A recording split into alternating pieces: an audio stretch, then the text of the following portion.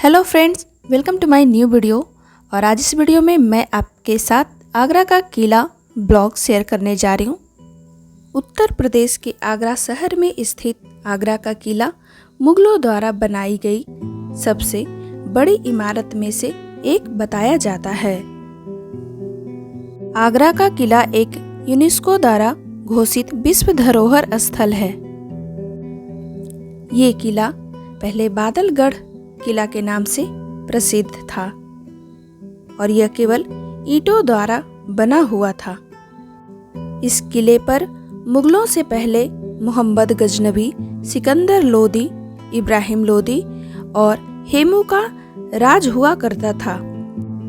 तब तक यह किला खंडहर के रूप में तब्दील हो चुका था। किले के चारों तरफ 4 मुख्य द्वार बने हुए हैं जिन्हें अलग अलग नामों से जाना जाता है, जैसे Khizri gate, Gwalior gate, Akbari gate और दिल्ली गेट। यह किला लगभग 3 किलोमीटर के दायरे में फैला हुआ है और यमुना नदी के पश्चिमी तट पर स्थित है। यह किला लगभग 70 फीट की लंबी दीवारों से चारों ओर से घिरा हुआ है। तो गाइस, आपने अभी देखा खाई पर बना हुआ एक पुल जो कि दरवाजे से चैन के माध्यम से खुलता था। दक्षिणी द्वार से किले में एंट्री करने पर पर्यटकों को किले के मुख्य परिसर तक जाने का रास्ता 60 डिग्री तक झुका हुआ है। इसे झुकाने का कारण दुश्मनों को रोकना था। इस तरह दुश्मन हाथी और घोड़े बड़ी क्षमता के साथ अंदर नहीं आ सकते थे। किले के भीतर प्रवेश करते ही हमें हाथी पोल आंतरिक प्रवेश द्वार दिखाई देता है, जिसके दोनों तरफ सुरक्षा के लिए एक पत्थर का हाथी है। किले में गोलाकार बुर्जों के साथ दोहरी प्राचीरें हैं जो नियमित अंतराल पर स्थित हैं। ये ऐतिहासिक इमारत इंडो इस्लामिक आर्किटेक्चर का शानदार नमूना पेश करती है। किले का ज्यादातर भाग लाल बलुआ पत्थर से बना हुआ था। इस किले में जहांगीर महल, खास महल, मुसम्मन बुर्ज, शीश महल, नगीना मस्जिद जैसी कई ऐतिहासिक इमारतें हैं। यहाँ आने वाले पर्यटकों को खास रूप से आकर्षित करती हैं। किले की सबसे आकर्षण इमारत शीश महल है, जो कि एक ड्रेसिंग रूम है। जैसा कि हमने पहले भी अपने वीडियो में बताया हुआ है कि मुख्य परिसर तक जाने का रास्ता कुछ झुका हुआ दिखाई देता है। ये रास्ता 60 डिग्री तक झुका हुआ है। इसे झुकाने का कारण दुश्मनों को रोकना था। इस तरह दुश्मन हाथी और घोड़े बड़ी क्षमता के साथ अंदर नहीं आ सकते थे। इसके अलावा द्वार पर खूब गर्म तेल भी डाला जाता था ताकि उस समय एंट्री गेट पर जाम हो सके।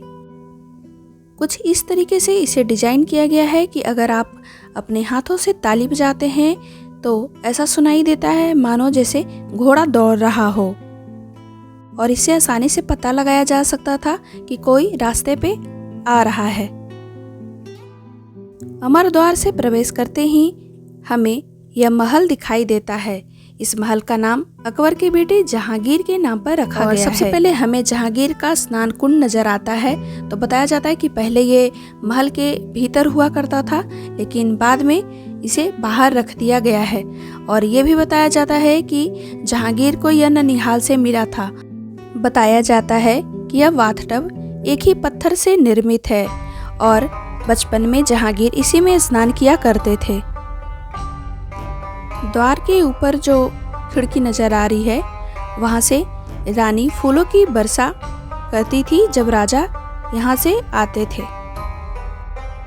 और यहाँ नीचे दोनों तरफ ढोल और नगाड़े बजते थे।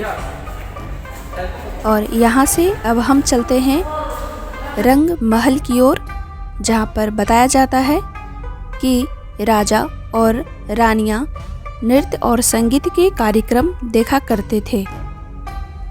यह मूलतः एक ईंटों का किला था जिसका प्रथम विवरण 1080 ईस्वी में आता है, जब महमूद गजनवी की सेना ने इस पर कब्जा किया था।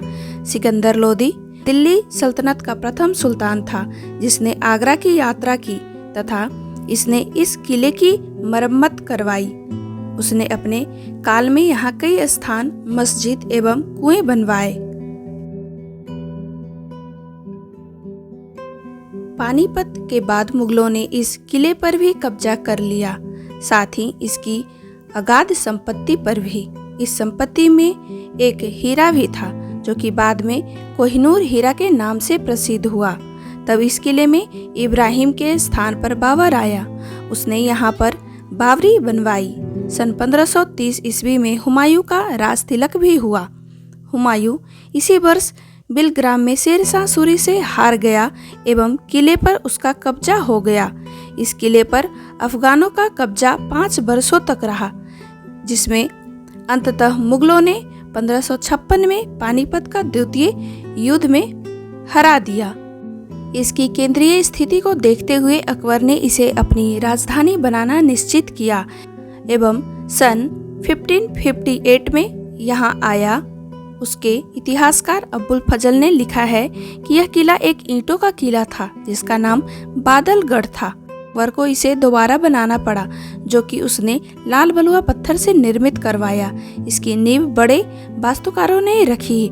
इसे अंदर से ईंटों से बनवाया गया एवं बाहरी आवरण हेतु लाल बलुआ पत्थर लगवाया गया।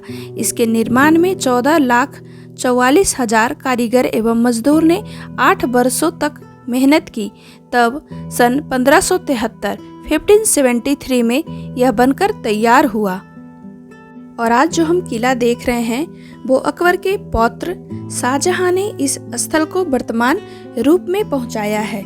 यह भी मिथ है कि शाहजहां ने जब अपनी प्रिय पत्नी के लिए ताजमहल बनवाया, वह प्रयासरत था कि इमारतें श्वेत संगमरमर की ही बने, जिसमें सोने एवं कीमती रत्न जड़े हुए हों। उसने किले के निर्माण के समय कई पुरानी इमारतों एवं भवनों को तुड़वा भी दिया, जिससे कि किले में उसकी बनवाई इमारतें हो। अपने जीवन के अंतिम दिनों में शाहजहां को उसके पुत्र औरंगजेब ने इस किले में बंदी बना दिया।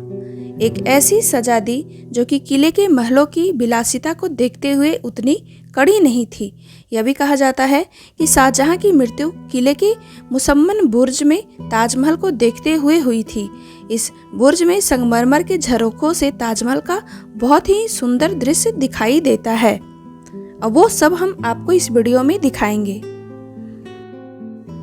आप अभी ये सोच रहे होंगे कि मुगल बादशाह औरंगजेब ने अपने पिता शाहजहां को जेल में क्यों डाला। तो गाइस, मैं आपको बहुत कम ही शब्दों में बता देना चाहती हूँ कि मुगल बादशाह औरंगजेब अपनी कट्टरता के लिए भारतीय इतिहास में मशहूर है। और उनमें सबसे पहला विषय है अपने पिता शाहजहां को जेल में बंद करना। माना जाता है कि शाहजहां औरंगजेब के पिता आगरा के ताजमहल और दिल्ली के लाल किला के निर्माता हैं। शाहजहां अपना गद्दी नसीन औरंगजेब की बजाय दारा सिकोह को बनाना चाहते थे, परंतु यह बात औरंगजेब को पसंद नहीं थी। इसलिए शाहजहां के काल में ही औरंगजेब और उनके भाइयों में मुगल सत्ता को प्राप्त करने के लिए जंग छिड़ गया, जिसमें औरंगजेब विजयी रहा।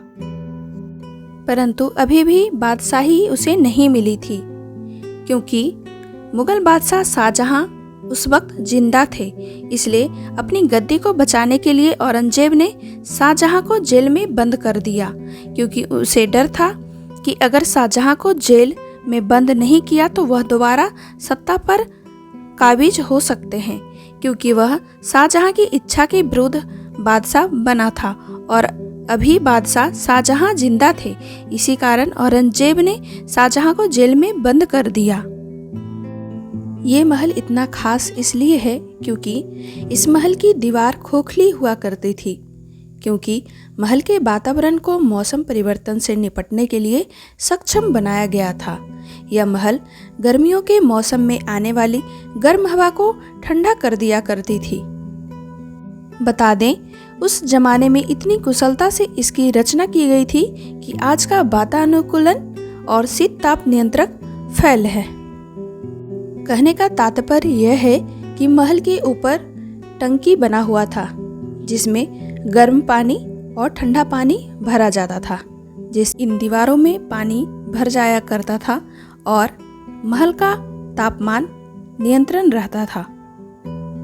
वो कहावत तो आपने सुना होगा कि दीवारों के भी कान होते हैं।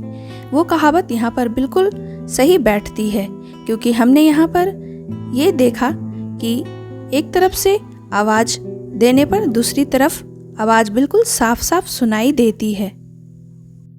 तो गाइस, अब हम महल के उस भाग में आ जाते हैं जहाँ पर सफ़ेद संगमरमर से बना हुआ कई महल हैं। तो गाइस, आगे का वीडियो और जानकारी प्राप्त करने के लिए हमारे चैनल पर अगर आप नए हैं तो हमारे चैनल को सब्सक्राइब कर लें और नोटिफिकेशन को भी ऑन कर दें, ताकि हमारा नेक्स्ट आने वाले वीडियो का नोटिफिकेशन आपको मिल जाए। और गाइस, बाकी का किला हम अपने अगले वीडियो में आपके साथ शेयर करेंगे।